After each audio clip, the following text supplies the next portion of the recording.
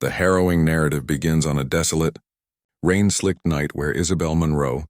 a formidable but currently utterly vulnerable female CEO, found herself crumpled in a narrow, damp alley, her body trembling from shock and cold,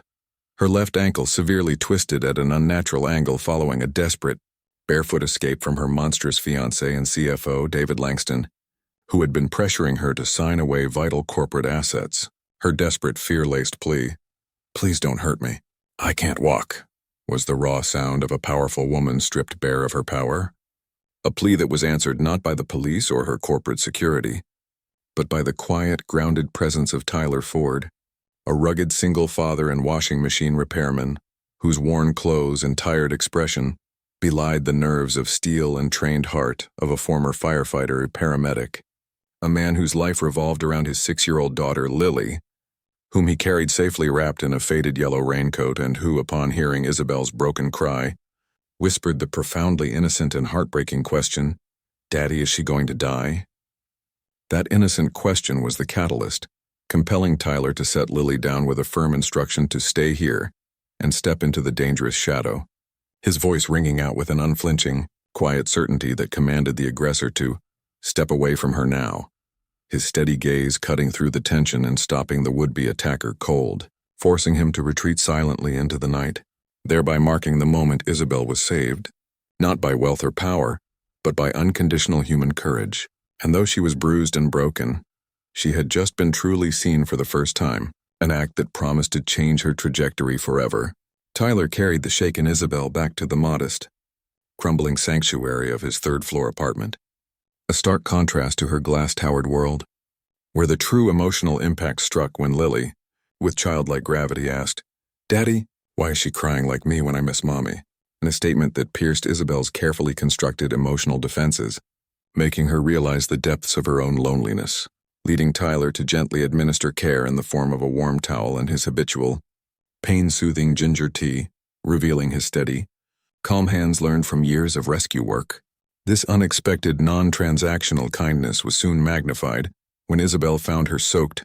ruined shoes not just dried but painstakingly stitched up, a small, deliberate repair next to a note reading, "Your foot's not better yet. You can stay. It's okay." An offer of shelter with no conditions, no expectations, and no price attached, allowing Isabel to finally feel accepted for simply existing, something her corporate world had never allowed. The shift continued the next morning as Tyler tenderly rebandaged her ankle, explaining that in rescue work, one learns to keep calm even when you're falling apart inside, a truth that resonated deeply with Isabel. But the real turning point was Lily's gift of a crayon drawing, depicting a man and a little girl standing beside an empty outline of a woman with golden hair, a space Lily declared was waiting for someone who belonged, telling a tearful Isabel, "I think it's supposed to be you now." A moment that shattered Isabel's defenses, forcing her to confront that her life of success had been an emotional battlefield where she was never wanted, only demanded, while this small bright child was offering her a place in a family. This new family unit began to heal together, practicing steps with Tyler's patient guidance, just one step at a time, and sharing the hilarity of Isabel's first attempts at cooking, resulting in uneven, burnt, and dorky pancakes, a genuine, unguarded laughter that filled the kitchen with sunlight, leading to the pivotal evening where Isabel, without consciously choosing, rested her head on Tyler's shoulder and confessed, "You don't know, but you've saved me from so many things," to which he replied with profound honesty, "I didn't save anyone. I just saw someone who needed help," when her former life inevitably knocked loudly and firmly, in the form of sleek black cars, reporters, and a generous corporate offer of millions of dollars for full reinstatement and rebranding. Isabel stared at the laptop, her once lifeline, and found the courage to finally say no to the empire, telling Tyler she felt real, seen, safe in his apartment,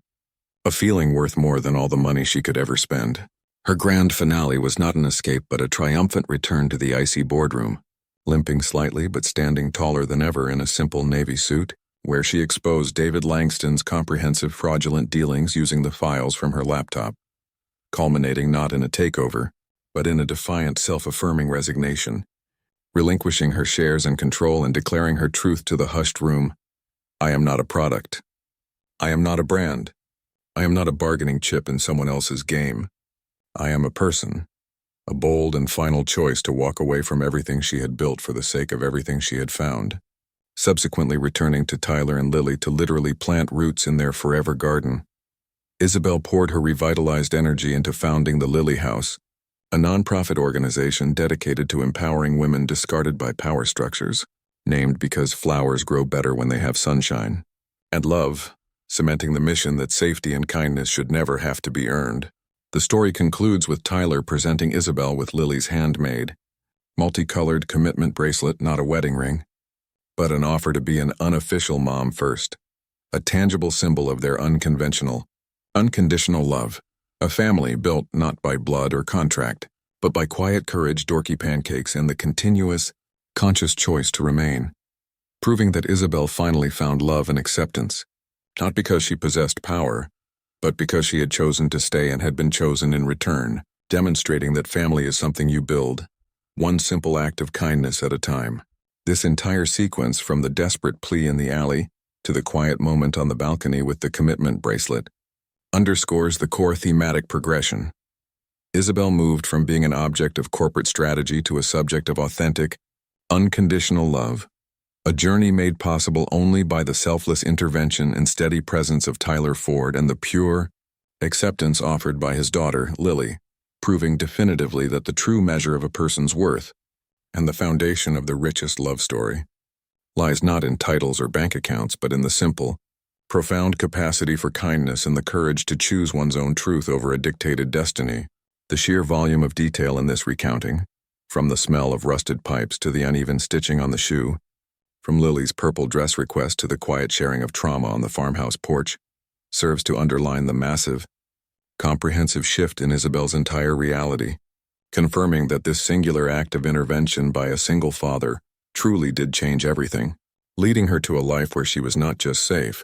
but genuinely loved and finally free to be her true, imperfect, and accepted self, finding her deepest belonging not in a palace of marble and glass, but in the small, warm apartment alive with the scent of ginger tea and the bright colors of a child's drawings. This complex, heart-touching narrative,